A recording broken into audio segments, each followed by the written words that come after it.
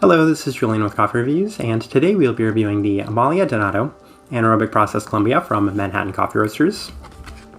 And there's the bag right there. And Manhattan, based out of Rotterdam, Netherlands, and they're one of the coffee roasters we feature the most on this channel for pretty good reason, of course, as they're easily one of our favorite coffee roasters in the entire world. But I'm sure a lot of people are curious as to why we might have purchased this coffee given our strong dislike for anaerobic and natural processed Colombias over the past year.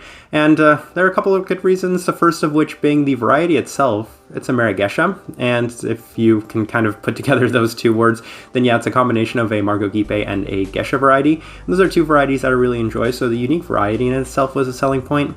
The second reason being that this coffee was directly suggested to us, and anytime somebody suggests a specific coffee, we do our very best to see if we might be able to purchase and review that coffee. And then the third reason, and probably the most important reason, is to see if maybe one of our favorite coffee roasters could make us enjoy a combination of variety and processing method that we have strongly disliked over the past couple of years. So if Manhattan can't do it, then I'm pretty sure that nobody can really make us enjoy any sort of anaerobic or natural processed Colombias. Guess we'll find out. This right here is day 19 of this coffee. And recipe we have for Manhattan, of course, is a 16:1 water to coffee ratio, brewed at 208 degrees Fahrenheit through the V60 with a medium fine grind, and they are on the lighter side of European coffee roasters, light European for the roast profile. And with that out of the way, let's go ahead and start discussing this coffee.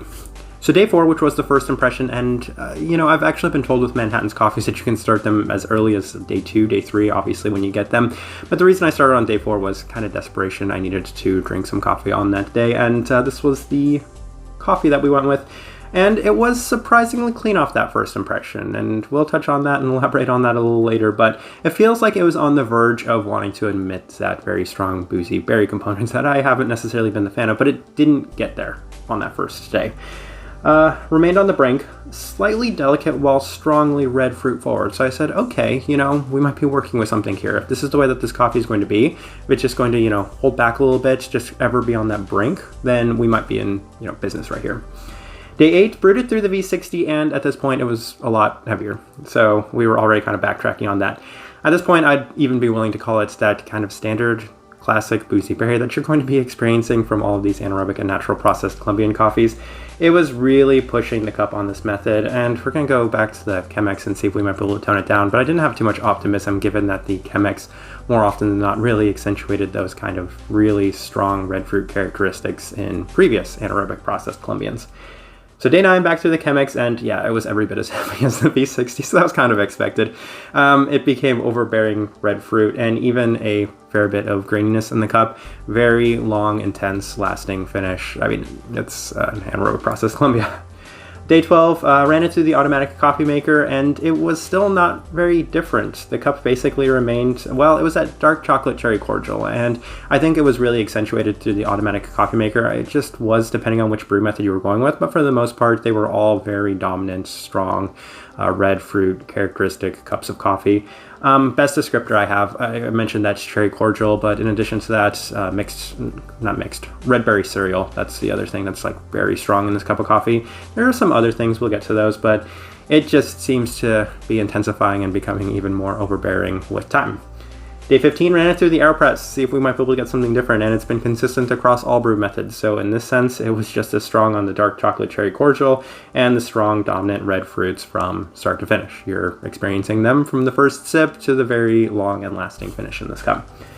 Day 17, the coffee is really direct. There's not too much thought needed to be put in this cup of coffee. Very red fruit forward with some additional slight characteristics. One thing that was interesting, and it might have to do with the fact that there's a Gesha breed in this coffee, it is a slight bit lighter bodied than I think I was expecting, and we'll get to that with the tasting wheel, but other than that, there is also a slightly kind of sugary, sweet red fruit in the cup that's It's hidden underneath. You get it from time to time, but then of course after just a tiny bit of time it just becomes that very, very strong red fruit characteristic. All right, let's go ahead and put up the tasting wheel so you can see what we're getting.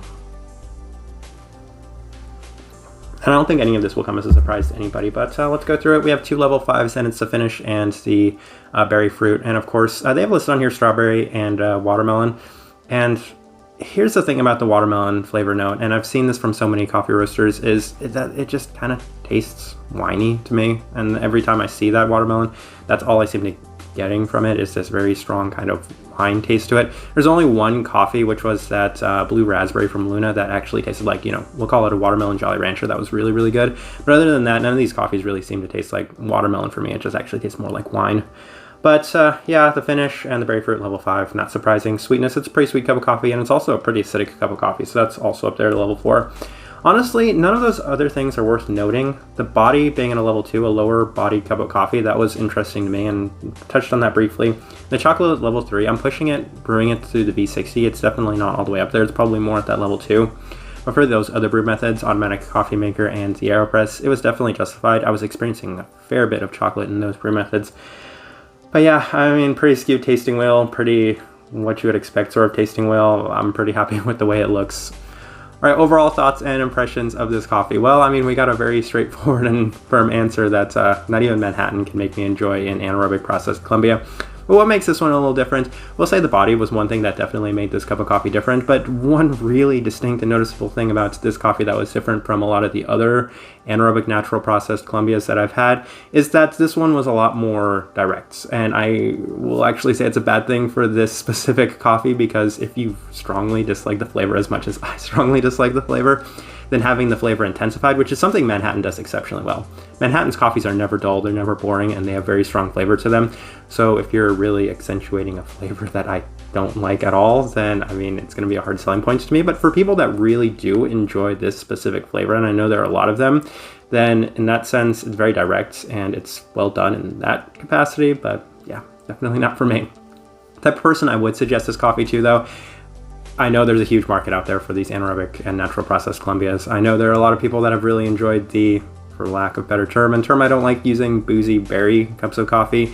This is it, but it's not as boozy as maybe some of the other ones have been. This one's a little bit more skewed on that very strong red fruit characteristic, which that's also not a selling point to me as somebody that loves watermelon and cherries. I can't stand the way that it tastes in coffee personally. But yeah, there's some really nice positives if you're the type of person that does enjoy that cup of coffee. Just not me. All right, I think I'll leave this review at that, though. If you by chance had an opportunity to try this coffee, would love to know your thoughts and impressions of it as well. If you're enjoying the content, give this video a like, subscribe if you're not already subscribed. This right here has been a review of the Amalia Donado Anaerobic Processed Colombia from Manhattan Coffee Roasters. Thank you for watching.